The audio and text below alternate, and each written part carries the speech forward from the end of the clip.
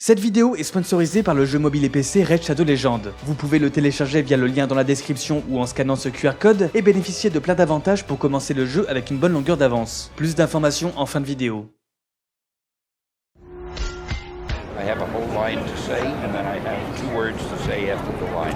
I don't want you to worry about the competition, but I'm getting up Don't there. steal my stuff, Stan. Don't steal it. Hey, It's you, my thunder. you were so good. Exuberance, and it really, the movie came to life every time you were on the screen. Sweet. Yeah, I'm Don't telling want you to the deal with truth. that. Telling you the truth.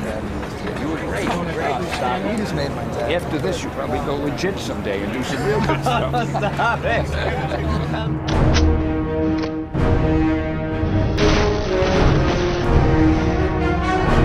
Stan Lee mérite son statut de visionnaire. En août 2006, lors du tournage du second épisode des 4 Fantastiques, il promet à Chris Evans un grand avenir, sans savoir que ce dernier remplirait sous les traits d'un super-héros de l'écurie Marvel 4 ans plus tard, dans ce qui deviendra la saga cinématographique la plus rentable de l'histoire. En 2010 toutefois, sur le plateau de Captain America The First Avenger, tout reste encore à faire. Rendre crédible Steve Rogers d'avant sa prise du sérum de super soldat n'est pas simple. Parmi les nombreux défis de son rôle, Chris doit suivre minutieusement la chorégraphie prévue par le metteur en scène pour permettre à sa doublure de se calquer dessus. Une exigence qui n'est pas sa seule source d'anxiété, l'explosion prochaine de sa notoriété en est une autre. La carrière de Chris Evans ne l'a jusqu'ici jamais empêché de flâner dans les rues sans être épié. Maintenant qu'il s'apprête à être propulsé au rang de superstar mondial, il doit non seulement s'attendre à perdre à tout jamais la tranquillité de l'anonyme, et, comme Robert Downey Jr. avant lui, être assimilé au personnage qu'il incarnera. Mais n'est-ce pas plus facile pour son ami de tenir la comparaison avec un milliardaire aux multiples défauts, que lui avec l'archétype du parfait américain ?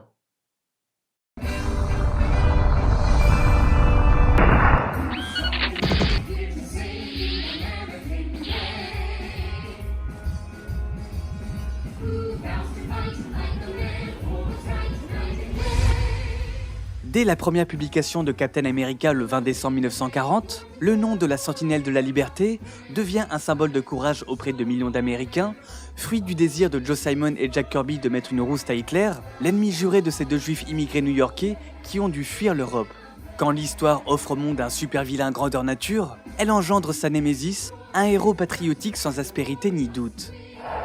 Avec cette couverture, les deux auteurs de la future maison d'édition Marvel Comics s'attirent certes les foudres du parti nazi local, mais le succès est au rendez-vous. Quelques mois avant l'attaque de Pearl Harbor, la jeunesse achète en masse les aventures de Steve Rogers, comme si elle était déjà entrée en guerre contre l'Axe. Captain America se veut donc comme un modèle, et comme tout modèle, il ne trouve pas son pareil sur Terre. Il est un but inatteignable destiné à tirer vers le haut les adeptes, comme Chris Evans par exemple. Do you ever catch yourself acting like Steve Rogers when you're not working? I would be so lucky. No, that's the goal. That's what you strive to do. You know, I don't necessarily know what Steve Rogers' religious affiliation would be or political stance, but I think the cornerstone of his being is selflessness. I think he just tries to put himself last. And that extends to all facets, even just in a debate, in a discussion. I think he's going to try and listen to the other person before he tries to get his own point across. If I ever see shadows of Steve, I'm doing something right. I really like playing a good superhero. You know, a lot of superheroes, not that they're bad superheroes, but a lot of superheroes are tortured souls and they have, demons that they're fighting. Cap's just a really good guy. Aside from being, a superhero and having powers, he's just a really good man. Sometimes I play dark characters or frustrated characters. It's negative because you're trying to tap into the parts of you that can connect to them, the parts of you in your own personal history and experience that can identify. So playing Cap, just on a daily basis, or trying to tap into the best part of yourself, it's like inspiring. You want to do better, you want to be good. I think it's rewarding playing someone with such a good heart. Oui, il est gratifiant d'incarner une si bonne âme, ne serait-ce que pour faire sienne les qualités du Capitaine. Chris Evans est la personne vivante la plus gentille, voici des preuves, peut-on lire sur la toile. Chris Evans est-il l'Avenger qui a le plus les pieds sur Terre ? Pourquoi Chris Evans possède les qualités d'un super-héros de la vraie vie ? Les internautes s'échangent des anecdotes élogieuses concernant le comportement de l'acteur face et hors caméra, les fois où il a sauvé un chien, fait preuve de galanterie envers Regina King, envoyé un message à un enfant défiguré qui a voulu sauver sa sœur d'un berger allemand. This is a message for Bridger. Hey Bridger, Captain America here. How you doing, buddy? You're a hero. What you did was so brave, so selfless. Your sister is so lucky to have you as a big brother. Des bonnes actions qui le hissent à la hauteur de son rôle, même aux yeux des collègues. Every time I see Evans, he's like more and more like Cap. Il est fondamentalement humble, affirme Robert Downey Jr. Kevin Feige, à la tête du Marvel Cinematic Universe, acquiesce. Il estime qu'avec les années, Chris et Steve Rogers ont fusionné. Mal à l'aise d'être encensé de la sorte, le concerné répond au Hollywood Reporter « Le personnage que je joue y est pour beaucoup. Moi je suis un connard. » Évidemment, l'acteur exagère. Mais lorsqu'on lui demande de tous les rôles qu'il a obtenus, lequel est celui auquel il s'est le plus identifié, sa réponse évoque en effet un individu aux antipodes de ce que ses fans pourraient attendre de lui. Out of all the characters you've played, which one can you relate to the most? This is so tough, because you can't say Captain America, because that's just... Captain America would never say Captain America.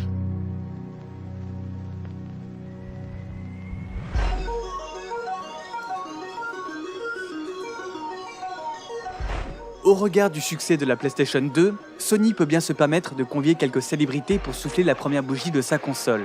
Chris n'est pas sur la liste de ses illustres invités, mais il en accompagne un, sa petite amie, Jessica Biel, connue pour son rôle de Mary Camden dans une des séries les plus suivies d'Amérique, Fête à la maison. Embarrassée d'être laissée sur le côté sans que personne ne lui prête attention, Chris poirote, la moue boudeuse, le temps que les flashs des photographes cessent de pleuvoir sur Jessica. Encore un peu de patience, son tour viendra. Dans 2 mois sort dans les salles le premier film le mettant à l'honneur, la parodie des Teenage Movies, Sex Academy. Hungry? I don't like Sundays. It's a banana split. I don't like those either. Pas la façon la plus subtile de montrer ses talents de comédien, certes, mais il est si dur de percer à Hollywood que faire la fine bouche n'est pas venu à l'esprit de Chris. Bientôt, il va pouvoir se tenir aux côtés de Jessica d'égal à égal et partager l'affiche avec elle dans 2 films. Cellular en 2004, puis London en 2005, dans lequel la notion de fiction et de réalité se confondent. Ils jouent un couple sur le déclin. Pour cause, le protagoniste joué par Chris, Sid, mène la vie impossible à London, interprété par Jessica. You know, I did a movie called London years back. That at the time I really connected to. At the time I was like, man, this guy is... I had the arguments that within the script. I had the exact same arguments. Alright, so I'm curious. Do you think he's more or less attractive than me? Sid, I don't know. Well, you do know. You just aren't telling me. Okay, fine. I guess on some level I find him attractive. That doesn't mean that I find him any more or less attractive than I find you. Just because we're going out doesn't mean I'm gonna, suddenly not be attracted to the opposite sex. He's a friend who happens to be attractive. It was one lunch. Why are you freaking out? Sid. For the sake of conversation, let's just pretend Can we you just and I drop don't know it? each other. For Listen, Christ's just sake. listen to me. Let's just Please. pretend for 5 minutes, London. You don't know me. I don't know you. We're not dating. this is- Me and what's his fuck's name are in the room. I together. do What know do you, think? Sid. I do I know you. you. do. You can't remove that from the equation. Who do you can't pick? remove it from Gun the to your head. equation. Who do you pick? I would pick you. I would pick you in any equation. Sid, literally, this has got to be one of the most insane conversations I've ever had with you.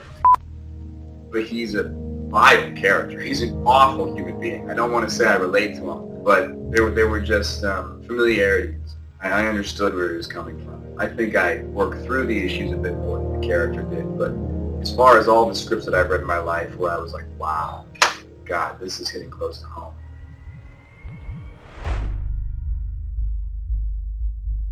Proche de là où il venait et proche de là où il allait. Les mois qui suivirent la sortie de London, Jessica quitta Chris pour le chanteur à succès Justin Timberlake, de la même façon que London a quitté Sid pour un autre. Rien ne dit que le comportement de Chris Evans était en cause dans cette rupture, mais si ce dernier s'identifiait à Sid, alors sa personnalité était potentiellement l'opposé de celle de Steve Rogers. Sid est un égocentrique maladif. Imaginer son ex-conjointe avec un autre homme le rend fou et, comme pour s'auto-flageller, le pousse à prendre connaissance des détails les plus crus de leur relation. This fucking guy out in LA, who my chick is now in love with, he's, endowed. She told you that. Yeah, so anyway, I needed to know how big. Not that I give a fuck about another guy's dick or anything. I just wanted to know. It's one of those things you feel like you need to know. We'd get in these fights and I'd say the most horrible things. I'd be like, you just want a fat cock in your fat snatch, you fucking whore, you know? Une jalousie extrême, entraînant irrémédiablement toute personne s'enamourant de lui à fuir. D'autant plus qu'il ne s'agit pas de son seul trait de caractère fâcheux, loin du capitaine toujours enclin à écouter, Sid est un intolérant notoire. But just admit it. You're scared to question authority, because what if they were wrong? What if there's no God? What if all your parents and all your elders were just as scared of death as you were, and they were brainwashed just like you? You're just blind to see it. Okay, so I'm brainwashed because I happen to think that believing in something other than meaninglessness and non-existence is a positive thing. Okay, that's really smart, Sid. Good, I'm glad you agree with me. I was being facetious, you dipshit. Why are you calling me a dipshit? You always have to be right. Why do you always have to be right?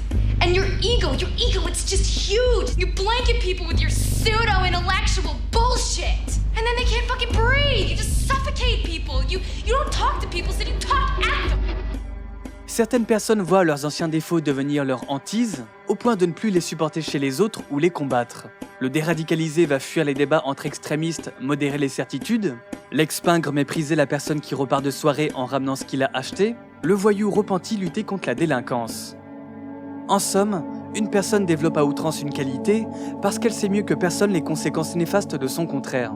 La conduite dite exemplaire de Chris révèle-t-elle une expérience passée l'ayant incité à changer du tout au tout ?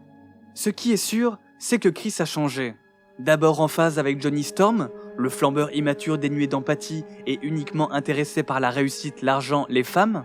When I played Johnny Storm, it was Johnny Storm. That's what I felt like, man, this is seamless. What if we got these powers for a reason? What if it's like some higher calling? A higher calling, like getting girls and making money? Is there any higher? Il estime avoir grandi pour tanguer davantage du côté de Captain America. Now that I'm playing Steve Rogers, I'm feeling a little more like Steve Rogers. I think that comes with age.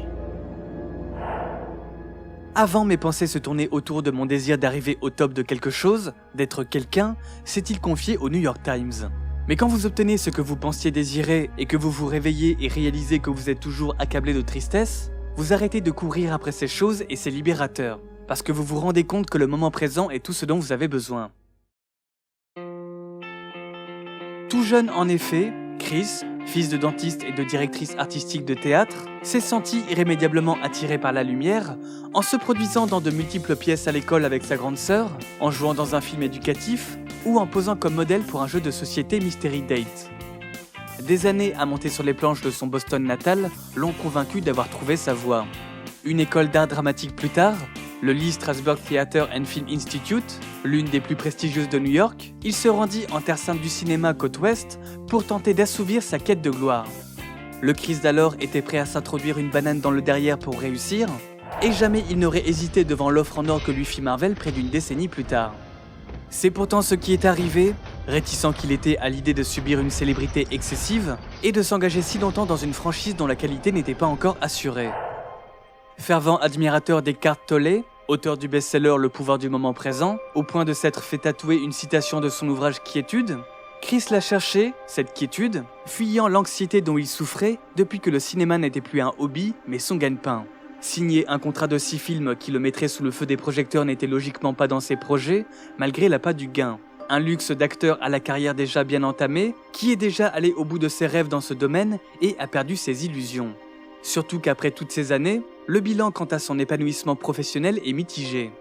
Quand je me remémore mes moments les plus heureux, ce n'est jamais sur un plateau de cinéma. J'ai arrêté de penser à ma trajectoire, mon œuvre ou tout autre terme prétentieux qu'on peut utiliser. Je suis juste ce pourquoi j'ai un appétit créatif.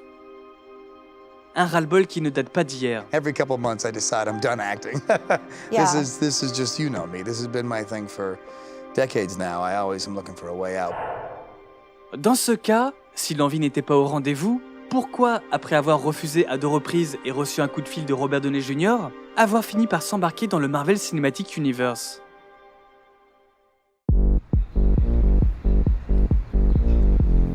Un week-end comme un autre, Chris Evans, actif sur les réseaux sociaux, décide de partager l'écran de son téléphone en story Instagram, tandis qu'il joue au jeu mobile Heads Up avec sa famille.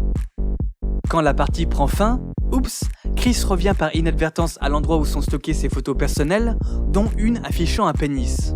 très probablement le sien. L'Internet s'embrase. À l'affût de la moindre occasion de se nourrir de l'embarras d'autrui, les tweetos commentent l'engin du Cap avant qu'un Hulk ne vienne à la rescousse. Frère, tant que Trump est président, il n'y a rien que tu ne puisses faire qui pourrait t'embarrasser. Tu vois, c'est un point positif, dédramatise Mark Ruffalo. Jamie Lee Curtis, de son côté, s'interroge. With your Knives Out co-star Chris Evans, what happened here? Do you know what happened with that whole thing that? Well, I think that whole thing exactly is I think. My question is this: he's so smart and such a unbelievably beautiful human being. I'm wondering if it was even planned. Si Jamie Lee Curtis imagine une telle roublardise chez son collègue, c'est que Chris Evans, après s'être fait, contrairement à ce qu'il a dévoilé de lui, tout petit pendant 3 jours, est un peu trop bien retombé sur ses pattes avec un tweet retentissant.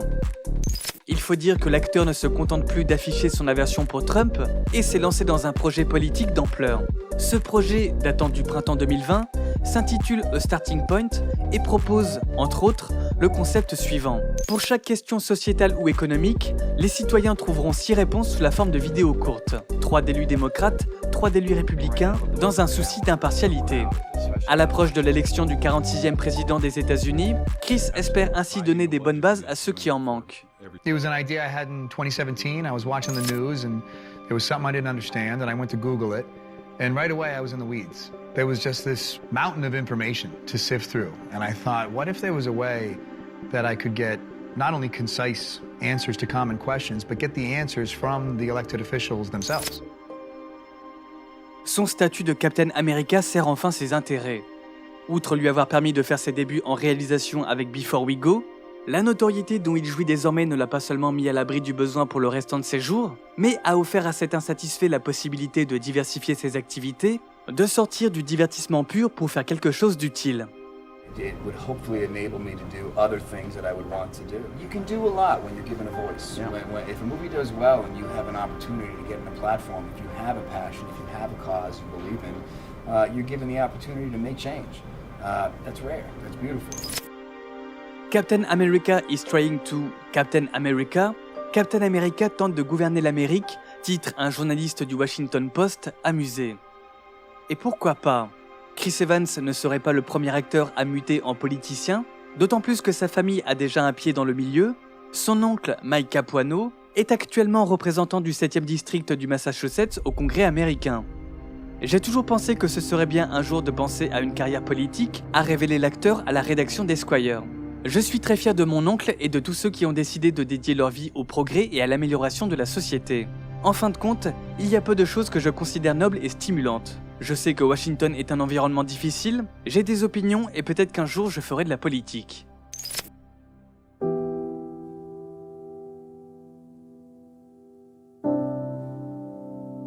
Maintenant qu'il a quitté les Avengers, à défaut d'être un homme politique dit noble et respecté pour ses qualités intellectuelles, Chris Evans espère s'en rapprocher au moins d'une manière fictionnelle en interprétant des rôles plus cérébraux, plus proches de celui qu'il aimerait devenir. C'est-à-dire loin de la torche humaine crâneuse, du footballeur idiot, de l'ex-petit ami maléfique ou du narcissique possessif. I really like characters with the gift of the gab. I like characters who have a command of the English language. I like characters who are wildly intelligent, who can speak effortlessly and fast. And I love clever repartee, and I love heightened intellect when it comes to characters. Any character, whether it's a lawyer or a doctor or a politician, or anyone that just really has an extended vocabulary and a really keen intellect. So that's usually I play idiots. I don't know why. En attendant, parmi tous ces personnages, aucun ne l'a impacté comme Captain America. Affronter le terrible Red Skull en pleine Seconde Guerre mondiale, s'adapter au monde moderne suite à une hibernation de 70 ans, apaiser son meilleur ami victime des horreurs de l'Hydra, devenir un fugitif dans sa propre patrie ou encore mener en première ligne l'assaut des Avengers contre l'armée de Thanos, toutes ces années parées de son bouclier en vibranium semblent avoir tiré l'acteur vers le haut.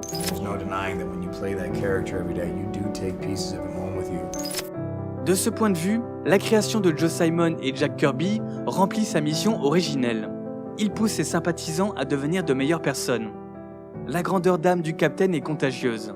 Son charisme suscite l'allégeance et son sens du compromis prouve que l'empathie peut être l'attribut d'un leader.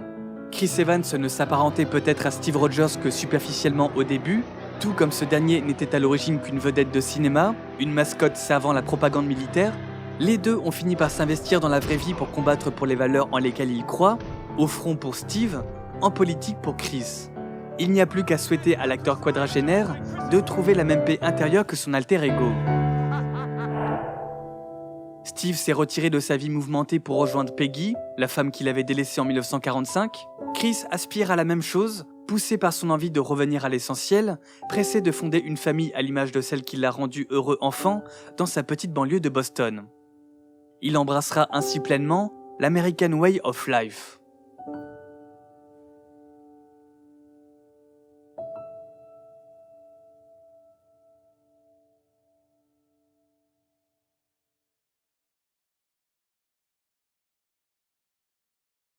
Merci beaucoup d'avoir regardé cette vidéo, j'espère qu'elle vous aura plu. Cette vidéo a été sponsorisée par Raid Shadow Legends, le fameux jeu de rôle au tour par tour prenant place dans un univers de fantasy. Je vous ai mis le lien dans la description de la vidéo pour le télécharger sur mobile ou sur PC.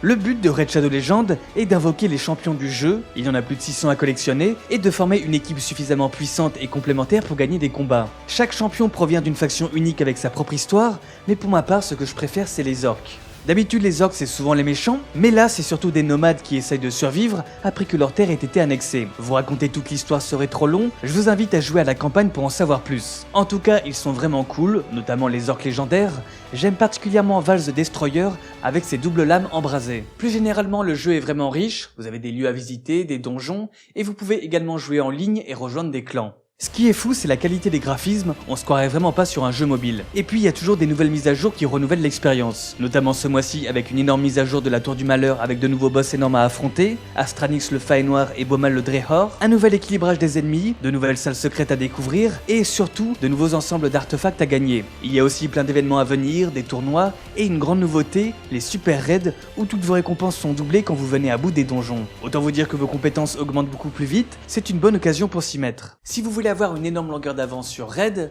tout ce que vous avez à faire est de cliquer sur le lien dans la description ou scanner ce QR code. Vous obtiendrez un champion épique, Shonoru, qui est très fort dans la Tour du Malheur, 200 000 d'argent, un boost d'XP, une recharge d'énergie et un éclat antique pour pouvoir invoquer un champion balèze dès que vous entrez dans le jeu. Tout ce trésor sera dispo ici. Voilà, merci encore à Raid Shadow Legends pour ce sponsor. Quant à moi, je vous donne rendez-vous pour une nouvelle vidéo le mois prochain. Bye.